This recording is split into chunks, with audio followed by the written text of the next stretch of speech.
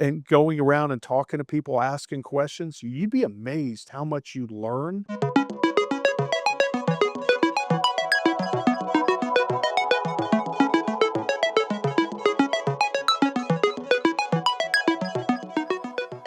Going from Hawaii to continental, we have a couple team members from Alaska.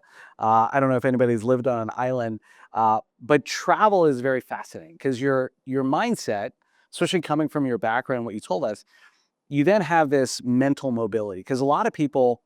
I think there's some statistic back in the 2008 crash where 60 or 70% of the United States had not traveled greater than like 20-mile radius from Sure, where they were born. sure. And, fast forwarding and looking at your entire career, the entire planet has been your playground of building businesses from that perspective. There is some tremendous value, I think, not just to travel and have fun, but to travel and do business because it gives you a lot of Absolutely. different perspectives. Can you walk us a little bit through that? Because, as a lot of team members are early in their career, and they've been in Atlanta or grew up in Atlanta. And Atlanta is a great town. I love Atlanta. I've been here for almost 30 years. Um, Walk us through if we're in a company and we're at business and we're early in our career and we want to beyond travel get experience and perspective because you've been in London, you've been all across the United States, you've had businesses all around the world. Walk us through. Is there a way for us to gain some of that experience while we're still working in a company?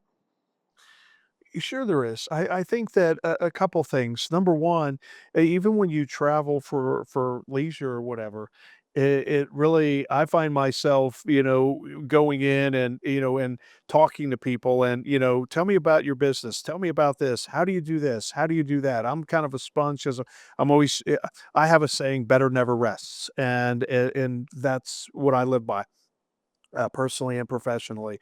And so when I'm over, and even if it's on leisure travel, I want to understand how do how do you do this? How do you go to market? How do you transact here? How do you deal with regular, if you go over to the, for example, I ran a cybersecurity company who was domiciled in Ireland. And, capital structures are very different in Ireland, and a lot of things are very different there. And so not only did I learn it from a business perspective, but then I would spend time with our team and locals and the like and understand what are the constraints that they face to do business? What do they see as the upside? What do they see as an economic indicator in their world? Because things are very different. And so the more you can learn that, by simply asking, I call it management by wandering around. I'm pretty effective at that. And going around and talking to people, asking questions, you'd be amazed how much you learn about what drives an economy.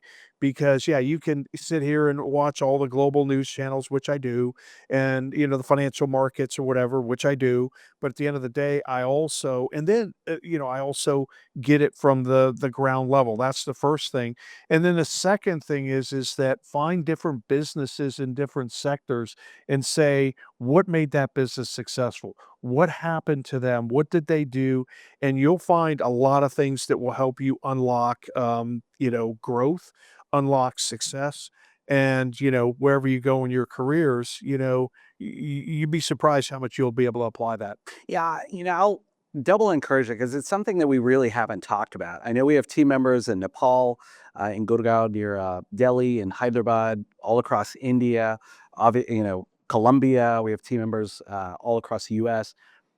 I think though it takes a proactive perspective. I'm in a lot of different organizations, CEO organizations. Yep. Some of my best friends are from Mongolia. Actually, one of the mayor of the capital of Mongolia is one of my close friends. Friends from Serbia, friends from Russia, friends from China, from every corner of the world.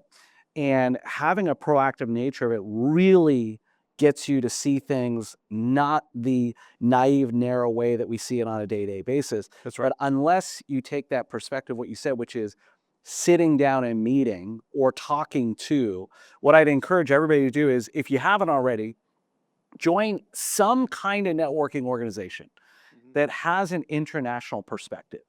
And you have, even if it's virtual, meeting with other people from a global perspective, talking about whatever it is that you're interested in. It could be Pavan, who's pretty much fluent in French, and going to a meetup session at Georgia Tech where everybody was only speaking French at Georgia Tech. I mean, that's getting a different perspective of how the world works. And I think that we as individuals become a lot more successful in our own career Absolutely. by connecting with and building relationship and asking the other perspective.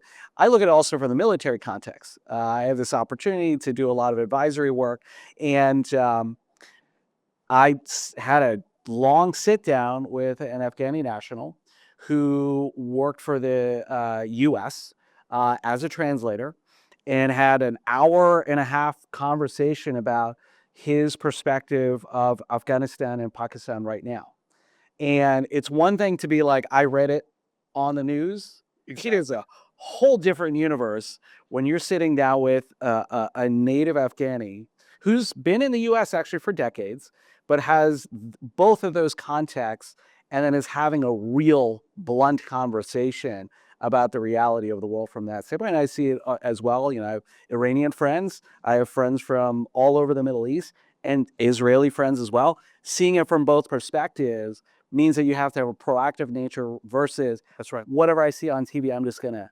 No, that's right. And, it's interesting because I think although I've traveled all over the world and have had global responsibilities in a couple organizations, one of the coolest experiences I had was when I was running this company called Waratech, cybersecurity company. And so, I'll never forget, I'm flying to Dublin, Ireland, and we had like 100 developers there, right? And it's exactly what I thought I would see, a bunch of guys in jeans and hoodies with their headphones on, cutting code and everything else. And once I broke down those barriers and started to talk to them, I mean, we had guys from Spain, Poland, Ukraine, Czechoslovakia.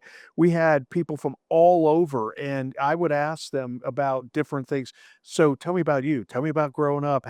What got you into this? And then you start to understand different customs. You start to understand different challenges that they have.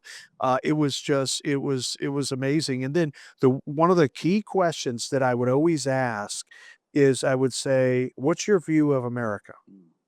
And it's really interesting, how we view it and how people abroad view it as well. In some cases, there were a lot of similarities. In some cases, there were vast differences. But it opened up dialogue. And they're like, "Well, why do you do this?" And I'd say, "Well, because I believe because of this." "Well, tell me about how you handle it in your country." "Well, this is what we do." "Oh," so it's just and it's conversational, but I can, those things now as we're looking as I'm doing business in other, you know, right now it's domestic, but in other situations, I can say, well, I think this has actually helped me to be successful if we go into that market.